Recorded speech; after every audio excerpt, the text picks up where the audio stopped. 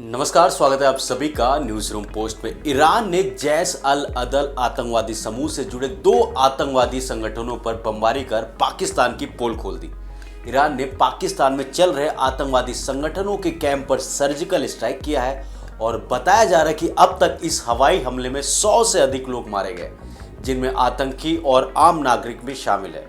Iran के हमले के बाद आतंकवादी संगठन जैश अल अदल ने भी बयान जारी कर कहा है कि ईरान ने बलूचिस्तान में उसके लड़ाकों के घरों को निशाना बनाया। इसका मतलब है कि आतंकी संगठन ने भी माना है कि उसके आतंकवादी बलूचिस्तान में मौजूद हैं। दरअसल पाकिस्तान लगातार आतंकवादियों को शरण देता रहा है और आतंकियों के ट्रेनिंग कैंप पाकिस्तान के विभिन्न स्थानों पर चलते रहे।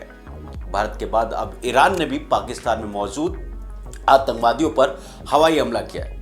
ईरान ने मंगलवार को पाकिस्तान के बलूचिस्तान में चल रहे आतंकवादी संगठन जैश अल अदल के ठिकानों पर हमला किया।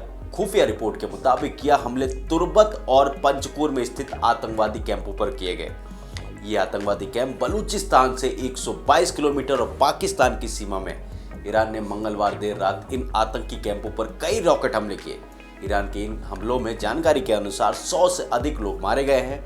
इस तरह से देखा जाए तो आतंकवादी संगठन जैश अल अदल ने बयान देकर खुद ही पाकिस्तान की पोल खोल दी है। जैश अल अदल ने बयान जारी कर कहा कि ईरान ने बलूचिस्तान में उसके लड़ाकों के घरों को निशाना बनाया, जिसके चलते उसके एक लड़ाके, 2 बच्चों की मौत हो गई और 3 लड़कियां घायल हो गई है। आतंकी संगठन ने माना है कि बलूचिस्तान में उसके आतंकवादी और वहीं पर ईरान ने उनके आतंकियों को निशाना बनाया है। इस बीच जैश अल अदल आतंकवादी समूह से जुड़े 2 ठिकानों को निशाना बनाए जाने के ईरान के दावों के मद्देनजर पाकिस्तान ने पड़ोसी देश द्वारा उसके हवाई क्षेत्र का उल्लंघन किए जाने की बुधवार को कड़ी निंदा की और चेतावनी दी कि इस प्रकार के कदमों का गंभीर परिणाम हो सकता है।